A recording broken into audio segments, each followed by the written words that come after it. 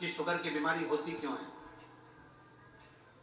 केवल भूखे रहने से, समय पर भोजन न करने से आपकी शुगर ऊंची नीची होती रहती है। कभी डॉक्टर से पूछना बीपी की बीमारी क्यों होती है? समय पर ना खाना, ना जागना, ना सोना।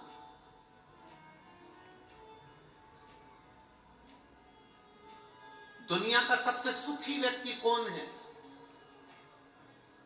दुनिया का सबसे बड़ा करोड़पति कौन है? दुनिया का सबसे बड़ा सेठ कौन है? जिसके सोने वाले कमरे में, जिसके शयन कक्ष में, जिसके कमरे के अंदर, जिसके पलंग के पास में कोई दवाई या गोली नहीं है, वो दुनिया का सबसे बड़ा सेठ है। सोने से पहले 4 गोलियां खाना पड़ रही है। सोने से पहले नींद की गोली, बीपी की गोली, शुगर की गोली, इसकी गोली, उसकी गोली, रोज सोने से पहले 4 गोलियां खाना पड़ रही है। तो दुनिया के आप कितना भी आपने धन कमाया है, पर आप सेठ नहीं कहलाओगे। आप सेठ नहीं कहला सकते, क्योंकि प्रथम सुख निरोगी काया, द्वितीय सुख घर में माया। दुनिया का सबसे बड़ा सेठ वो है, आपके पलंग के पास कोई दवाई नहीं, कोई गोली नहीं, सवेरे उठते हो आराम से, सोते भी आराम से हो, बस बिना गोली के भी आराम से मोबाइल बंद करा, सोए और नींद आ गई, समझ लेना कि दुनिया के सबसे बड़े सेठ तुम हो। तुम सो रहे हो, रात भर तुम्हारा दिमाग काम कर रहा है, रात भर वहां से पैसा आया कि नहीं आया, फैक्ट्री में काम हुआ कि नहीं हुआ, उसने ये काम करा कि नहीं करा, वहां से आने वाला था वो आया कि नहीं आया, उसने ये करा कि नहीं करा, रात भर जाग रहे हो, दिमाग तुम्हारा रात भर चल रहा है, तो तुम सेठ नहीं कहला सकते। फुल एंजॉय की जिंदगी जियो रे भाई। कोई भरोसा नहीं है कि अगला जन्म तुम्हारा कौन सा होगा और हमारा कौन सा होगा, किसको मालूम। फुल एंजॉय की जिंदगी जियो। भगवान ने जो दिया है उसको इतने खुश होकर जियो। अगर कम मिला, कम में जिंदगी अच्छी जियो, ज्यादा मिला, ज्यादा में जिंदगी अच्छी जियो। जैसा मिला, एक 10,000 रुपए महीना कमाने वाला भी अपनी पत्नी को रोज घुमाने चले जाता है। 10,000 रुपए कमाने वाला भी अपने पत्नी और बच्चों के साथ खिलखिला के हंस लेता है। और 1 करोड़ रुपए कमाने वाला भी दिन भर मुसद्दी लाल जैसा बैठा है। काय की जिंदगी जीना, फुल एंजॉय की जिंदगी जी। जो परमात्मा ने दिया कम नहीं दिया, जैसा दिया बहुत अच्छा दिया। घर में ऐसे रहो कि जैसे शंकर पार्वती रहते थे। शिव जी के परिवार में किसी देवता का परिवार निकाल कर बताओ, 33 कोटि देवी देवताओं के परिवार में बता दो कि पूरा परिवार किसी के साथ में हो। भगवान विष्णु और लक्ष्मी जी साथ में मिलेंगे, परंतु उनके बच्चे साथ में नहीं मिलेंगे। ब्रह्मा ब्रह्माणी साथ में मिलेंगे, पर उनके बच्चे साथ में नहीं मिलेंगे। इंद्र इंद्राणी मिलेंगे, पर उनके बच्चे साथ में नहीं मिलेंगे। आप किसी 33 कोटि देवी देवताओं की लिस्ट निकाल कर देख लो, किसी के देवताओं के बच्चे उनके साथ में नहीं है। केवल एक देवाधिदेव महादेव हैं, जिनके बच्चे गणेश, कार्तिकेय, अशोक सुंदरी, जया, विषहरा, शामली बाली, बहुतली देव, शंकर भगवान का पूरा खानदान उनके साथ में है। क्योंकि शिव प्रेरणा देते हैं कि अपने परिवार के साथ फुल एंजॉय की जिंदगी जियो, भले कैलाश पर्वत पर रहो, चाहे कहीं पर भी रहो।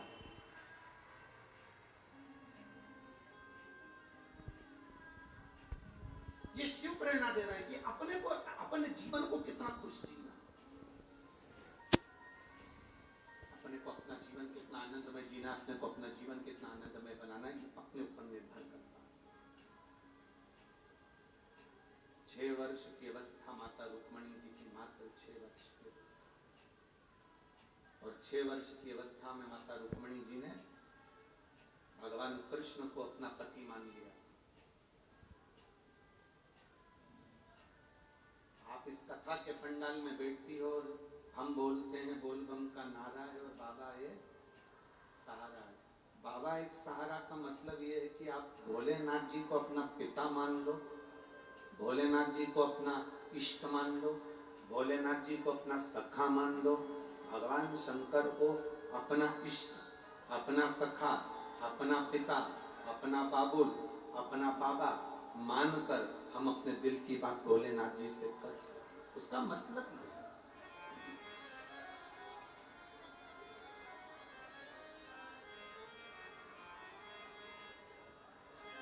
शिव कथा कर भगवान शंकर का सम्मान। एक संबंध आप परमात्मा से जोड़ लो, एक संबंध।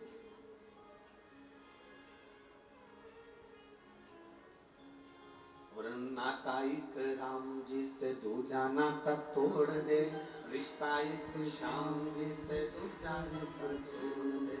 साधु संगे राम रंग अंग अंग रही है, जाई विधि राखे राम ताही विधि रही। किया अभिमान तो फिर मान नहीं पाएगा, होगा वही प्यारे जो मेरे राम जी को पाएगा। बस अपना शिव को, अपना राम को बना। एक पत्र है, देखिए।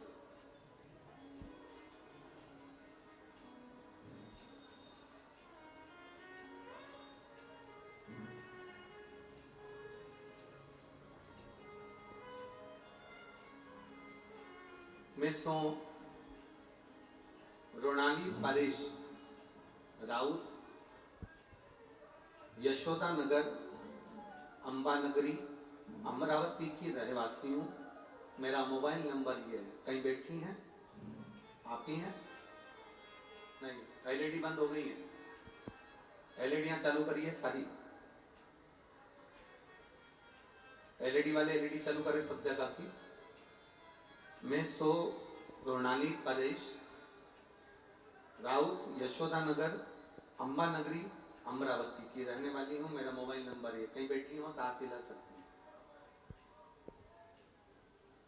कहीं बैठी हो तो हाथ हिला सकती हैं। गुरुदेव, मैं बाबा का क्या वर्णन करूं। मेरा तो परमात्मा पे से विश्वास उड़ गया था, क्योंकि मेरे यहाँ 10 साल हो गए थे और मुझे संतान का सुख नहीं था। ऐसा कौन सा इलाज जो मैंने नहीं करवाया, ऐसी कौन सी जगह जहां मैं नहीं गई। मैंने बच्चे की आस भी छोड़ दी थी, क्योंकि 1 साल 2 साल धीरे धीरे 5 साल 8 साल 9 साल 10 साल निकल जाए तो कहां संतान का सुख होता है। किसी के यहाँ कोई फंक्शन में जाती थी तो बड़ा मन दुखता था कि किसी के यहाँ जाओ और अपना मुंह उतरा रहे, अच्छी बात नहीं, क्योंकि सबके बच्चों को देखती, मेरी खुद की कोई औलाद नहीं थी। 10 साल निकल गए। 2022 में मेरी पड़ोसन के कहने पर मैंने आस्था चैनल पर पहली बार शिव महापुराण की कथा सुनी। और कथा आप कहते हो आसन लगाकर जो सुनता है, बाबा उसकी झोली जरूर भरता है। मैंने टीवी के सामने ही आसन लगाकर शिव महापुराण की कथा को श्रवण करा, सफेद आंकड़े की जड़ का प्रयोग करा, पशुपति व्रत प्रारंभ करा। गुरुदेव, करता करे ना कर सके, शिव करे सो होए। 3 लोक नो खंड में मेरे शिव से बड़ा ना कोई। आपने बहुत अच्छी लाइन लिखी है। जहां भी बैठे हो आपको बहुत बहुत साधुवाद।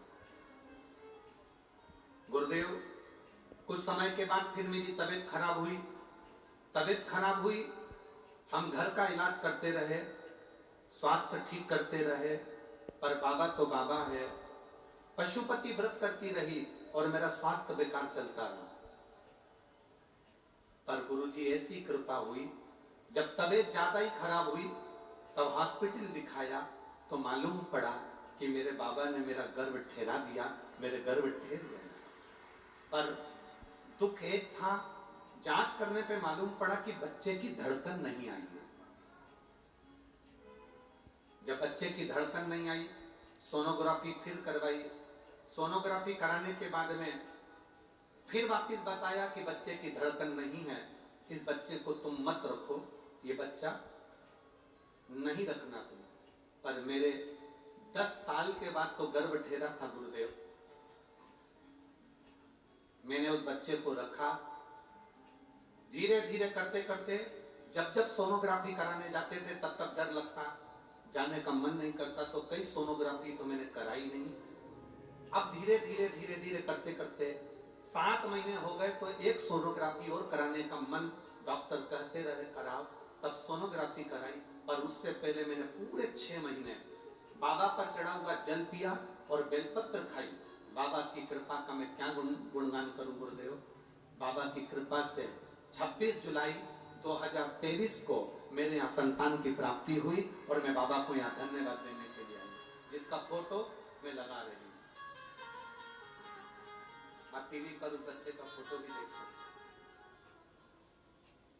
शिव तत्व औघड़ी शंभु शंकर प्रकालदर्शी कैलाशी अविनाशी शिव तत्व ऐसा ही हो।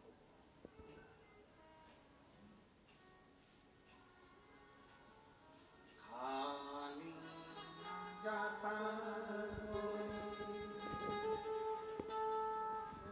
दर से तुम्हारे, खाली न जाता कोई दर से तुम्हारे, मैं भी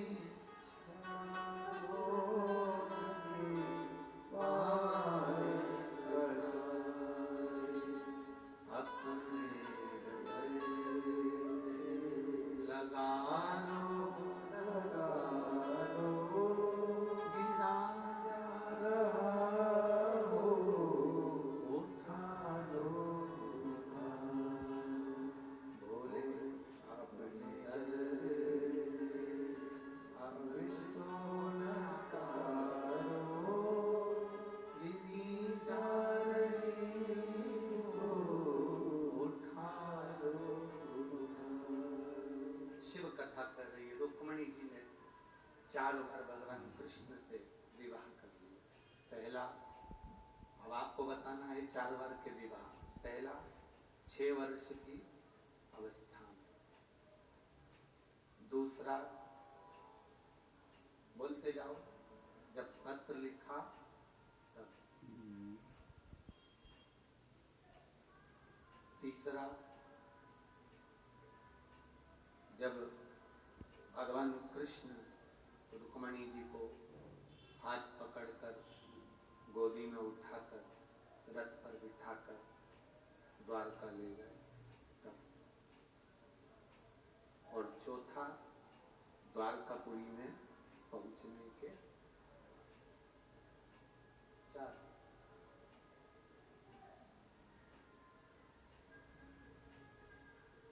दे दो भगवान को अपना बचपन भी परमात्मा को दे दो, जवानी भी भगवान को दे दो, अधेड़ी भी भगवान को दे दो, बुढ़ापा भी भगवान को दे दो।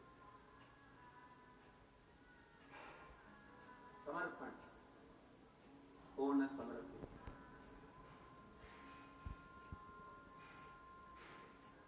एक दिन रुक्मणी जी 6 वर्ष की अवस्था में रुक्मणी जी ने जो भगवान कृष्ण को अपना बना लिया,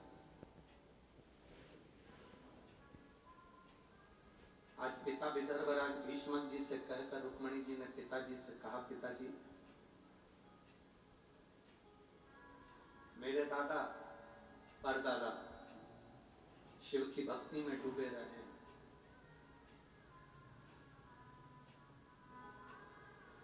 आखिर क्यों शंकर की भक्ति क्यों करी, दादा ने परदादा ने शिव की भक्ति क्यों करी। तब राजा भीष्मक ने, विदर्भराज भीष्मक ने कहा अपनी रुक्मणी से, रुक्मणी केवल एक देव ऐसे हैं जो बिना मांगे दे देते हैं। किसी भी देवता के आगे जाकर झोली फैलाना पड़ती है और कहना पड़ता है कि हमको ये दे दो, पर केवल वो कहते हैं ना, मांग कर जो देता है वो देव कहलाता है, जो बिना मांगे दे देता है वो महादेव कहलाता है। बिना मांगे देते हैं, बिना कुछ मांगने की जरूरत नहीं पड़ती। आप में से इतने सारे भक्त लोग शंकर की उदारता वाले सब यहाँ पधारे हो, शिव महापुराण की कथा सुनने के लिए आए हो। वो बिना मांगे क्या देगा तुमको, तुम्हें नहीं मालूम पड़ेगा। तुम तो आ गए, यहाँ तक पहुंच गए, फिर मर्जी उसकी है।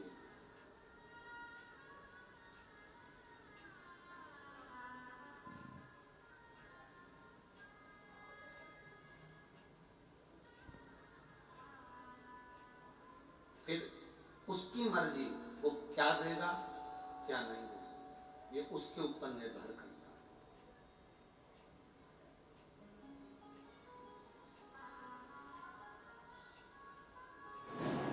आप तो केवल बैठकर श्री शिवाय नमस्तुभ्यं उसको जप लो, उसका भजन कर लो, उसका कीर्तन कर लो, उसका मंत्र जाप करो।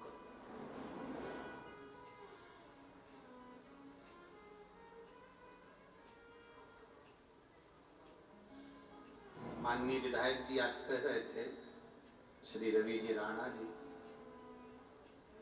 कि गुरुदेव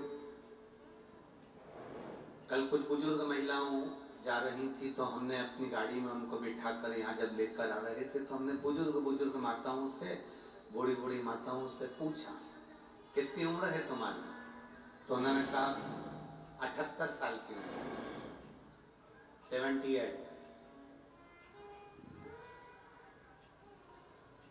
कितनी दूर गाड़ियां छोड़ रही हैं और तुम पैदल पैदल जा रही हो,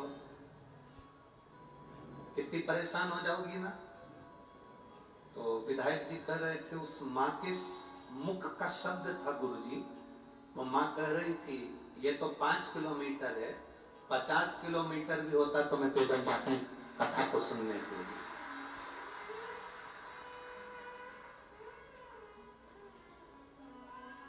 माननीय विधायक महोदय रवि जी राणा जी कह रहे थे, उसके चेहरे का तेज कह रहा था गुरुदेव कि उसके अंदर कितना बल है शिव के प्रति, कितना बल।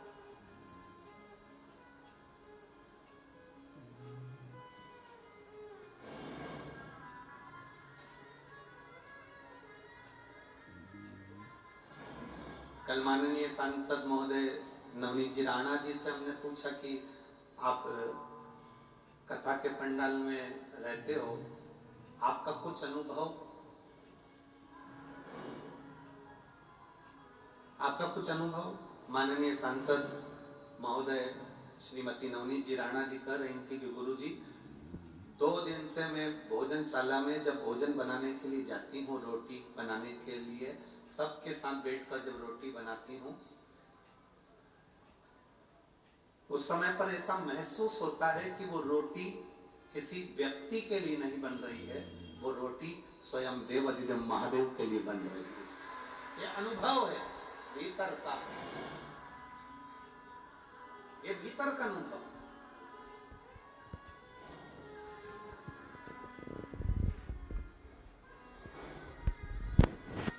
शिव को जानना है तो शिव महापुराण की कथा में जाओ, शिव को जानने के। आज रुक्मणी जी के हृदय में, 6 वर्ष की रुक्मणी जी के हृदय में शंकर जी को जानने का भाव प्रकट हो गया। 6 वर्ष की रुक्मणी जी के हृदय में भगवान शंकर को जानने का एक भाव भीतर से प्रकट हुआ। अपने पिताजी से कह रही हैं, पिताजी आप मुझे बताओ दादाजी शंकर की भक्ति क्यों करते थे और दादाजी शिव जी की भक्ति क्यों करते थे। तो राजा भीष्मक ने कहा कि उसका केवल एक कारण था कि शंकर बिना मांगे देता है, बिना मांगे, वहां मांगने की जरूरत ही नहीं पड़ती।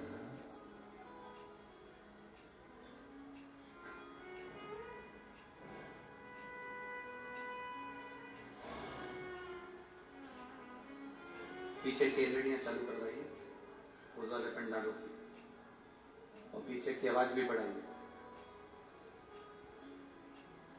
शिव बिना मांगे दे रहे हैं। भगवान शंकर के दरवाजे पर जाकर मांगना नहीं पड़ता, वो स्वयं दे देता, स्वयं।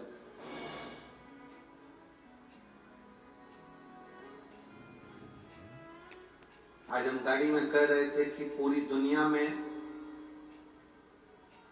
शंकर भगवान का शिवलिंग पूजाता है, पर केवल सीहोर का कुबेरेश्वर धाम एक ऐसा है जहां पर कंकर शंकर के रूप में पूजाता है। केवल एक, पूरे भारत की भूमि पर केवल एक ही भूमि ऐसी, एक ही जगह ऐसी है, सीहोर का कुबेरेश्वर धाम, जहां पर कंकर शंकर के रूप में पूजाया जाता है।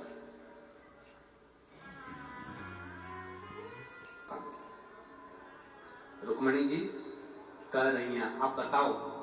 तो राजा भीष्मक ने कहा कि शिव जी से कुछ मांगना नहीं पड़ता, भोलेनाथ जी सब दे देते सब।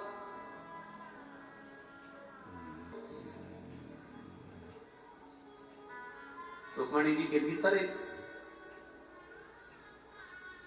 शिव जी से मिलने की और भगवान कृष्ण को पाने की एक भीतर से उमंग जागृत हो।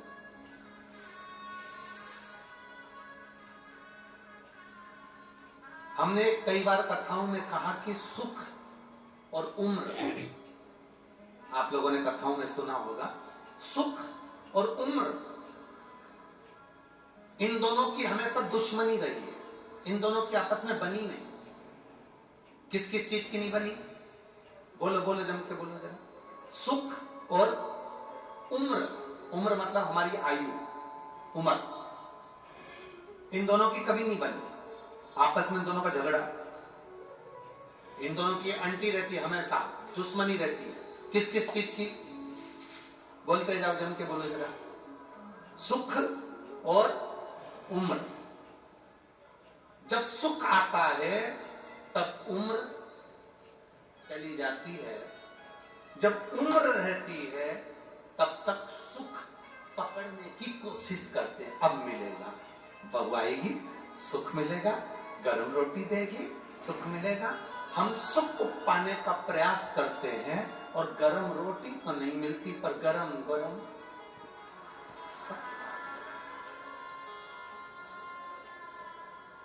सुख और उम्र की हमेशा झगड़ा रहा है। सुख और उम्र का कभी नहीं बना, सुख और उम्र में आपस में कभी संबंध अच्छे नहीं रहे। जब व्यक्ति की उम्र निकलती है तब उससे सुख मिलना प्रारंभ होता है, और वो थोड़ा सा समय 30, 35, 20, 25, 30 साल पूरी जिंदगी संघर्ष में निकल गई, सुख पाने में निकल गई, पूरी जिंदगी कमाने में निकल गई, और सुख का समय जब आया तो मालूम पड़े सीता। सुख और उम्र दोनों विपरीत, दोनों।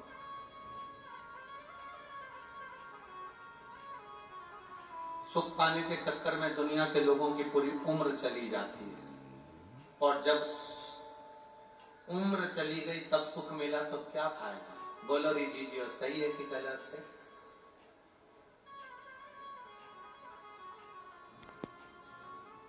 शादी करके नए नए आए थे,